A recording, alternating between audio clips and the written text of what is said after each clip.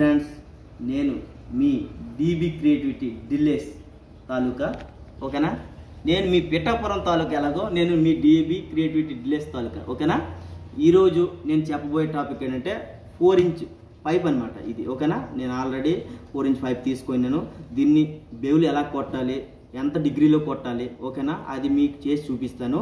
అయితే మీకు డౌట్ రావచ్చు, బేవులు ఎన్ని డిగ్రీలో కొడతారు, ఎంతలో కొడతారు అనేది మీకు డౌట్ వస్తుంది. కాబట్టి నేను ఇప్పుడు దీనికి ఒక ఫార్ములా చెప్తున్నాను, వినండి ఓకేనా.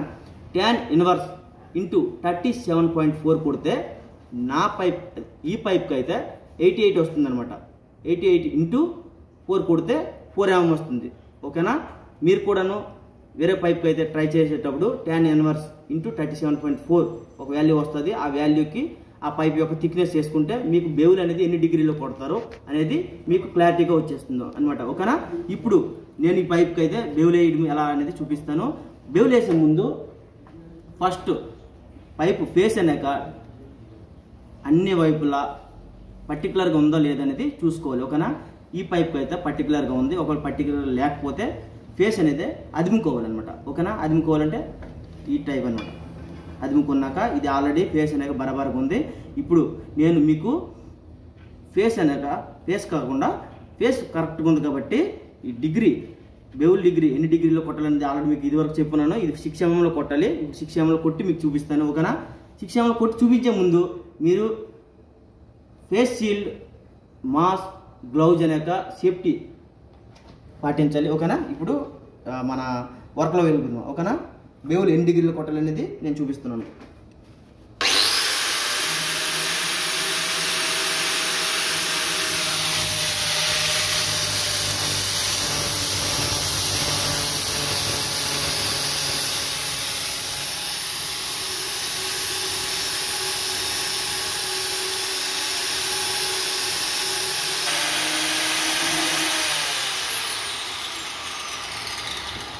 చూడండి ఫ్రెండ్స్, బేవులు అనేక మిషన్తో ఎలా అయితే వస్తుందో దానికన్నా బెటర్ దెన్గా వచ్చింది అనుకుని నేను అనుకుంటున్నాను. చూసేవాళ్ళు మీరు కూడా కామెంట్ చేయండి కామెంట్ బాక్స్లో. మరి ఇది బేవులు కొట్టే విధానం అనమాట. 6 mm వచ్చింది ఓకేనా. పైప్ కూడా చూడండి ఎంత నీట్గా క్లియర్గా బేవులు చేసామో ఓకేనా. ఈ వీడియో కానీ నచ్చినట్టుగా ఉంటే షేర్, సబ్స్క్రైబ్ చేసి ఈ గంట సింబల్ ఉంటుంది కదా దాన్ని మర్చిపోకండి. లాస్ట్కి దాన్ని కొట్టండి, ప్రతి ఒక్క వీడియో వస్తుంటుంది. లైక్ చేసి షేర్ చేయండి ఓకేనా. మీ ఫ్రెండ్స్కి మరొక 2-3 యాడ్ చేస్తూ మా ఛానల్ అనేక ఇంప్రూవ్మెంట్ చేయండి ఓకేనా. ఇంకో విషయం చెప్పాలనుకుంటున్నాను.